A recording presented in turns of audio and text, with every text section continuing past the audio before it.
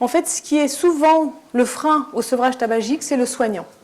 Les patients, ils viennent avec une problématique qui est « je ne suis pas sûr d'avoir envie d'arrêter de fumer parce que je ne suis pas sûr d'avoir envie de souffrir ». Ce qu'il faut comprendre, c'est que la souffrance dans le sevrage tabagique est le frein majeur à l'arrêt du tabac. Donc vous aurez pas mal de patients qui vont vous dire « je n'ai pas envie d'arrêter de fumer » et une bonne partie des soignants qui disent « il faut être motivé pour arrêter de fumer ». Il n'y a pas un problème de motivation, il y a un problème de considérer que le sevrage tabagique est la guérison d'une maladie chronique. Quand on est dépendant à une maladie, on explique au patient qu'on va lui donner des traitements et l'aider à l'accompagner pour pouvoir guérir d'une maladie chronique. Alors en effet, je suis en train de vous dire que vous allez lui donner de la nicotine. Mais alors il y a certains patients qui me disent « mais la nicotine et les cigarettes, c'est la même chose ». Alors je vais expliquer que ce n'est pas du tout la même chose. En fait, la nicotine, c'est une substance extrêmement toxique au niveau de l'addiction, mais qui n'est pas toxique au niveau de la santé. Il n'y a pas de toxicité cardiaque, respiratoire, il n'y a pas de toxicité au niveau cancer.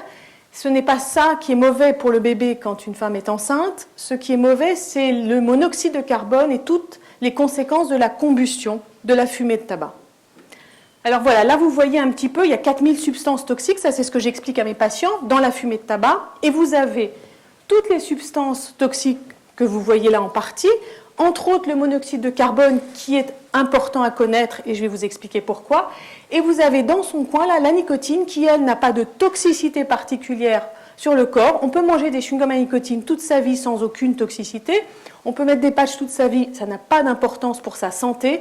En revanche, le fait d'être dépendant de la nicotine fait que l'on va ouvrir des récepteurs à la nicotine dans notre cerveau et à partir de ce moment-là, on va commencer à être dépendant d'une certaine dose de cigarette parce qu'on est dépendant d'une certaine dose de nicotine. Pour qu'un traitement marche, il faut que vous donniez la bonne dose de nicotine.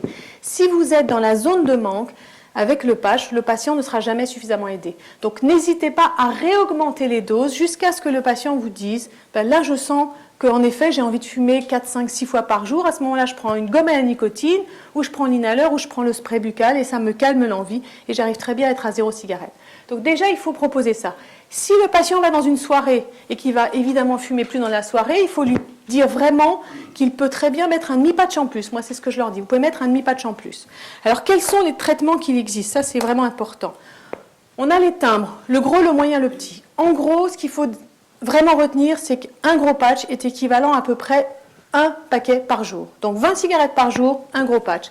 Je vais vous montrer les deux formes de patch qui existent actuellement. En plus, vous avez, en fonction de ce que le patient désire, et c'est encore lui qui va choisir, des chewing-gums à nicotine. Les meilleurs sont les Nicorette.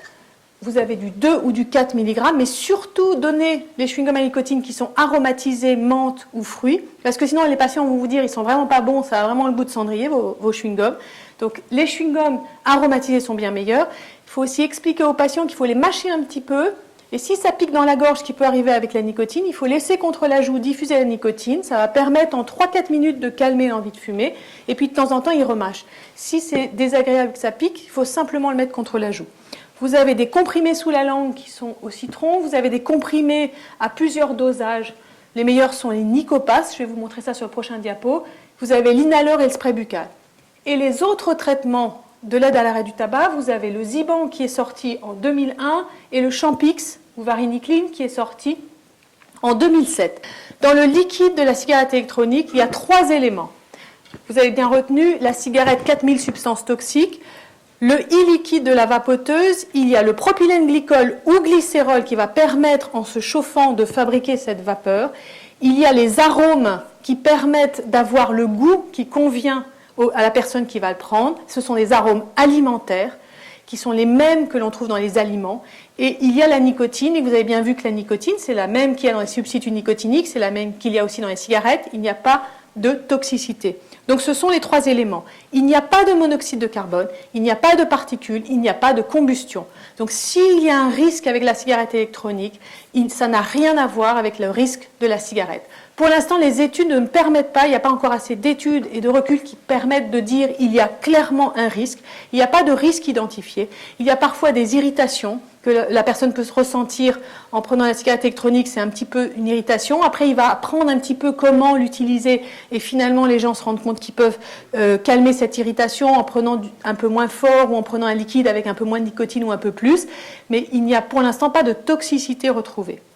Très important, ça aussi c'est un message à donner à vos patients. Le bénéfice c'est immédiat.